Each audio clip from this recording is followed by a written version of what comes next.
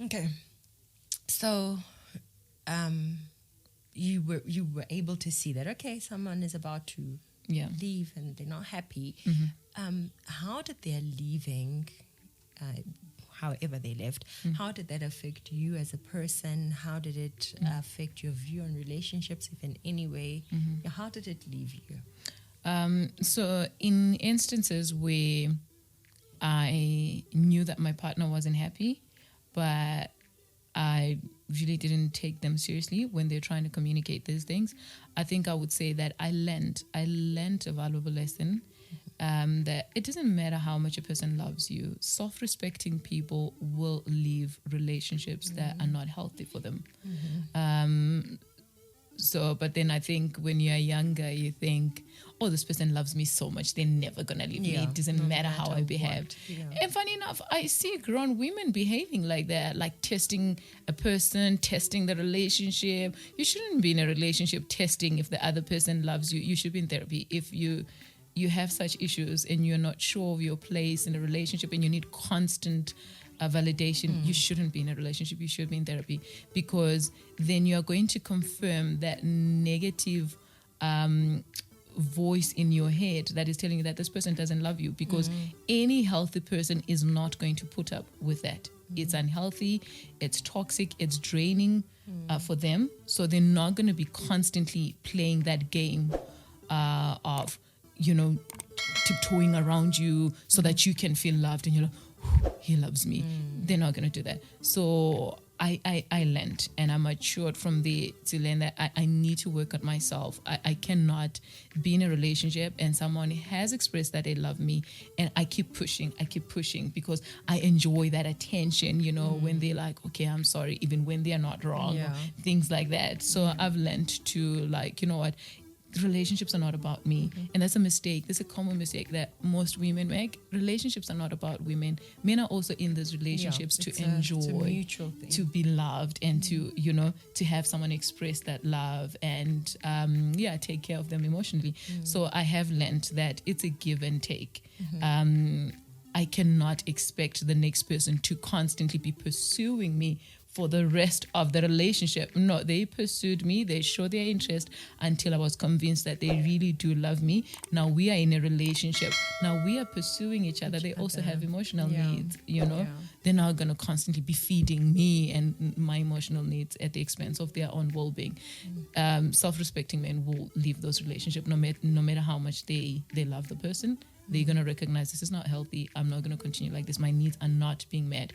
And men's needs are not only sexual. Men have emotional needs As well. So, we do tend to think as long as, we are sexually intimate, then this person is taken care of. The rest is, he must emotionally, I'm the only one. No. Yeah. It works both ways. So that's what I learned from my previous breakups, where I do know that I pushed this person away. They really cared about me, but I didn't behave maturely enough, so they ended up making the decision that it's better for me to Go.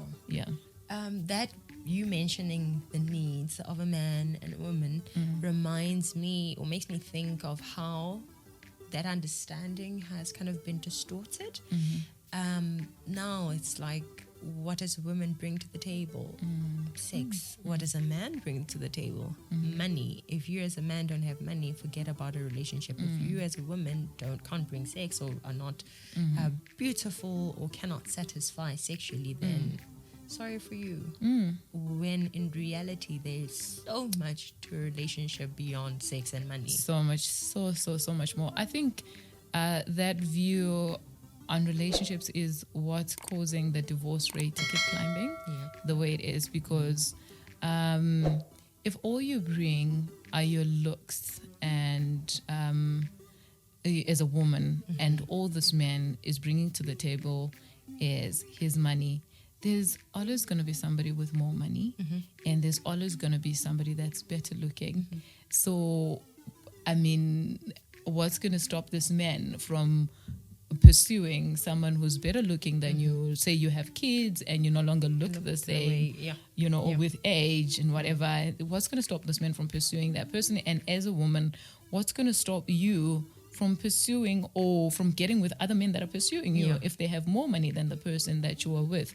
I think relationships are about compatibility, emotionally, mentally, spiritually, in such a way that when you are with someone, you know that this is rare. You know, the way I get along with this person, this is rare. Yeah. I cannot just find it in anyone. Yes. Yeah. So you value that, you cherish that, and you want to work hard to maintain that relationship. And that's how this is the only way we can get marriages to last in society is if we go beyond superficial, attributes when choosing mates. Because, I mean, if what you're being in a relationship about looks, I can go out and find a better looking person. Yep. So once I start seeing, their problems and whatever, I'm not as motivated to work hard. Because there's nothing else that is keeping me here. The foundation is shaky. There's nothing. What you have to give, there are 20, 50 other that women. do it and do it even better. Even better. Yeah. So, that is really damaging marriages. And instead of us as a society recognizing what the problem is, people are now attacking this whole institution of marriage. Now it's a thing of marriage doesn't work, marriage this, marriage that, because yours didn't work. Why did it not work? Because of 1, 2, 3.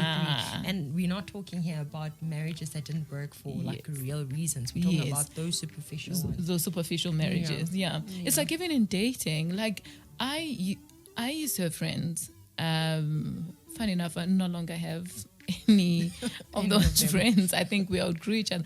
I used to have friends whose relationships would overlap like this. When one's going out, the other one's already coming in. And when I would break up with a guy, like it'll be long before I'm in a relationship because it's so rare for me to find someone that I'm like, I get along with this person. Getting into a relationship with. I want to be with this person. I want to make this. I want to try this. Oftentimes it's just like 1, 2 conversations. I'm like, no. Yeah. And I'm like, no. Yeah. So when I do find that person, it's really something special because I know I'm not going to have another you in a minute. There are not many people like you, So, I think if we could come back to just, having our relationships and our marriages rooted on things that are deeper than just looks and money and sex and all those things, then we have hope as a society as far as family and marriage is concerned. Yeah. This reminds me of when we started and we spoke about how in South Africa, for example, the whole relationship, like we're more liberal about it. And it's like, we're not really dating for marriage sake. So... And I think that view on its own enables people to accept, like I can see that we're not compatible. I can see that I'm definitely not going to marry you. I can see that there's nothing here of marriage, but I'm going to go with it in any case. And just play around. Yeah. And then when I'm done with you, then I'm going to play with somebody else. And then when I'm 30 or whatever, when I want to get married, then it's like, why is it so difficult? Yeah. And oftentimes with this type of attitude, from the few people that I've spoken to, if you have the characteristics of someone that is worth marrying, it's like you're boring. Yes. What am I going to do with you? Yes. You're not playful enough. Yeah. And I think there's no toxicity that I've enjoyed. Running around chasing after a man who's speaking to 15 other women. We need to really relook at this whole... Definitely. Whole system that we're in. The sad thing is that it's being normalized, the pandemic. Yeah. And people are like, oh my gosh, it's so hard. No, it shouldn't be. Like, it shouldn't be like, we shouldn't be accepting, such low standards and expecting so little from intimate partners because most of these relationships are sexually intimate. Sexual, And the sad thing is that we have so many youngsters that are looking at that. We have so many people that are promoting it on social media.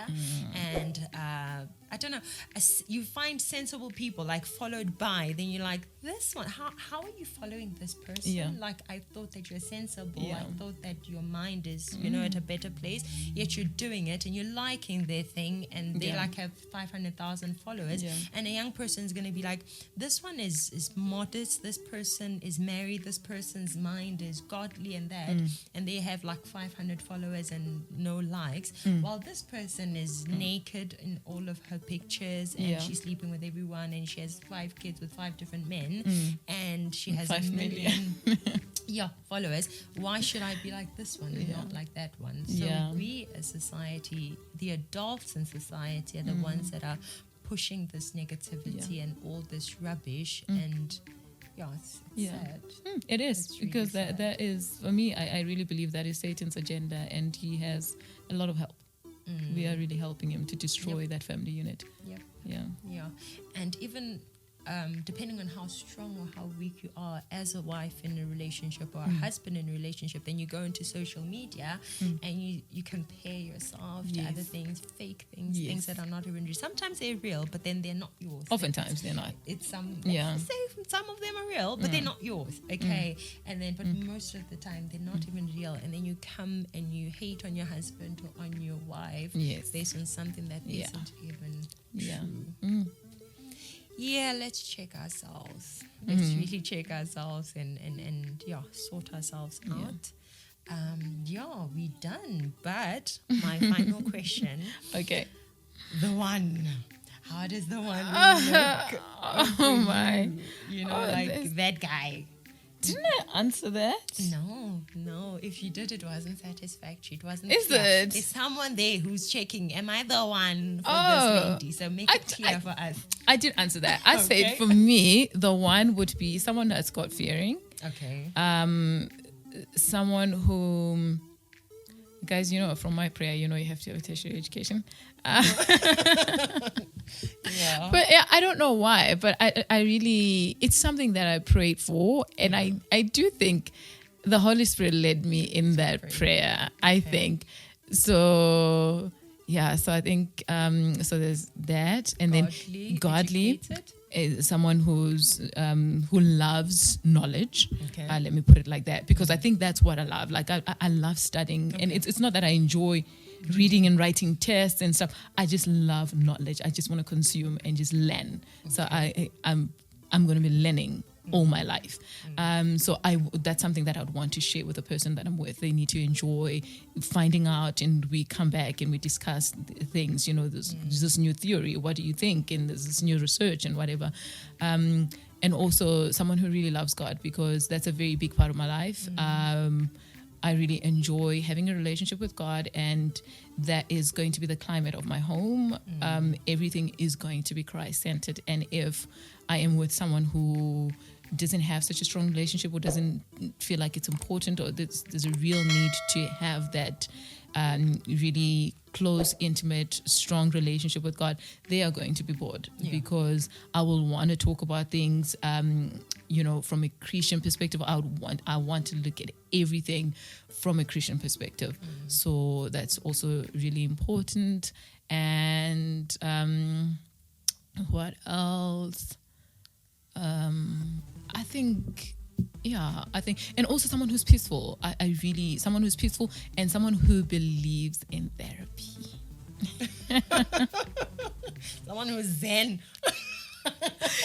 Someone who does believe that therapy does help. So there's times when, that if it happens that you need it in your relationship, it's easy for both of you. Yes, for both of us to make a decision to say, I think we are battling here. Yeah. We need to talk to someone, someone who will be open to that and see and feel that there is value in it. Okay. So, Guys, did y'all take the notes down? Did y'all take the notes? Like, I'm helping you out. I'm helping you out. Okay, I'm helping you out. Instagram, Katie Mwari, DM me. I have her number. I have her on WhatsApp. I have her on everything. I have her address. So if you tick the boxes. Sandra, thank you so much for your time here. Thank you for everything that you've shared, your history, what we think your future would look like. Yeah, it's been good. Yeah, thank you for having me. We went all over the place. Like, we so did not stick to the script, but we didn't. I enjoyed it. I did too. Okay, awesome. Let us know how this was for you. Share your thoughts and opinions about what we spoke about. You don't have to agree with us. Actually, if you don't, it's even better, and we can gain knowledge. Sandra loves knowledge, and through the comment section, she can gain some knowledge. If you have not already, please subscribe to my channel. If you enjoyed this, share it with others, and don't forget to like. Until next time, bye for now.